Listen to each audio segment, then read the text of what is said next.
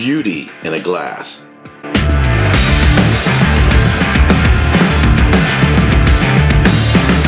Welcome to another episode of Erik Wait Whiskey Studies, and in this video I'm going to do a review of the Knappogue Castle single malt Irish whiskey, aged 14 years old, and they call it a twin wood.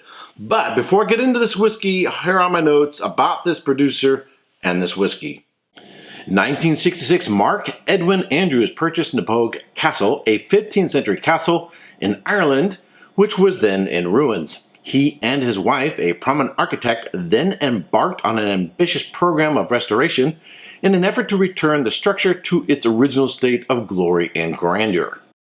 It was around this time that Andrews began buying casks of fine pot still whiskey from top distilleries in the country. The casks were further aged and bottled under what is now the Knappogue Castle label. His last bottling, a 1951 vintage, aged 36 years, is revered by connoisseurs as the oldest and rarest commercially available Irish whiskey on the market. Many years later, his son, Mark Andrews III, would bring Knappogue 1951 and his father's legacy to the United States and other international markets. The Knappogue Castle 14-year-old single malt Irish whiskey is made from 100% malted barley. It is triple distilled with a minimum of 14 years old. It's aged in ex-bourbon barrels and ex-Oloroso sherry casks. It is non-chill filtered, has natural color, bottled at 46% alcohol by volume, and sells for about $47 in my neighborhood. Alright, color-wise, it is really golden on the nose. Moderate, intense aromas of peach, pear. There's a definite citrus note, some apricots, vanilla, a distinctive maltiness, a little bit of ginger spice, and vanilla. All right, on the palate.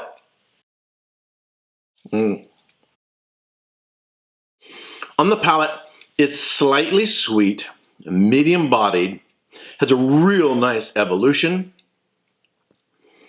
There's a maltiness that kicks in on the back end, but up front, I get the citrus. I get tangerine, orange peel, a little bit of lemon. In the mid palate, vanilla and spices kick in, get a little bit of ginger. Towards the back end, as I said before, get a little bit of that maltiness. And it has sort of a creamy feel to it.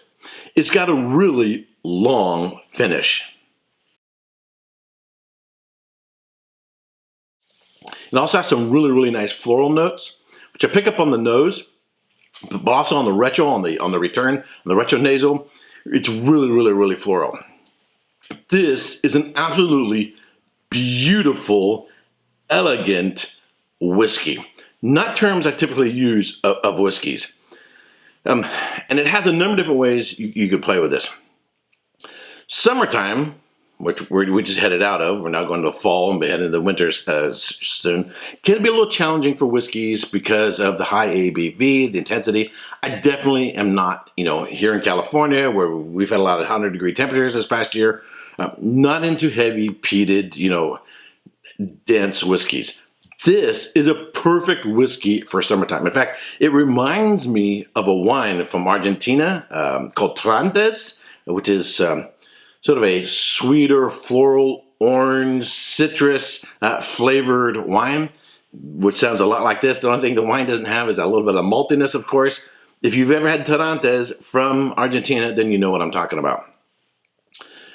But it also works really well, either as, I say, it's an aperitif, something before dinner, or after dinner to go with dessert. It has a number of different ways it can play. Now, for me personally, on a really cold day, I like big peated whiskeys. I like whiskeys with higher ABVs or something with some heft to them. But in a warmer climate, this does really well. Now, don't get me wrong. You can drink this any time of the year you want, and you can play it. I think this would be an excellent, kind of like a wine. It would actually do some really nice food pairings, either with dessert or lighter dishes.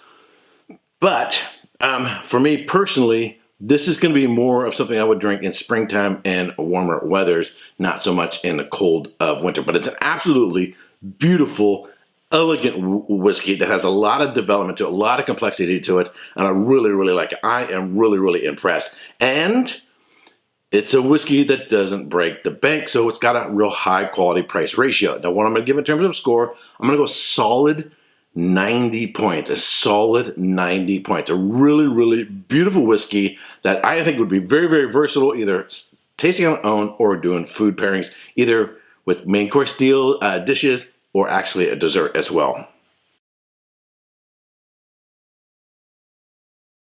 What would it take to go a higher score? I'd give it a solid 90. Why not higher? I think because it's a whiskey with a specific, for me, with a particular purpose, that it could use a little bit more breadth, a little bit more depth of flavor. What is there is actually beautiful, really, really elegant, and really, really like it. But I would like more mouthfeel. I've liked the texture of a lot of the Irish whiskeys.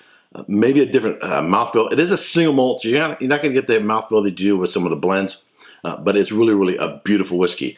I think the price point is absolutely on point. All right, if you've not yet subscribed, but you like watching my videos, I would greatly appreciate it if you would subscribe, ring the bell to be notified when I go live, and if you're one of my patrons, I want to thank you very much for supporting this channel. All right, until next time, cheers.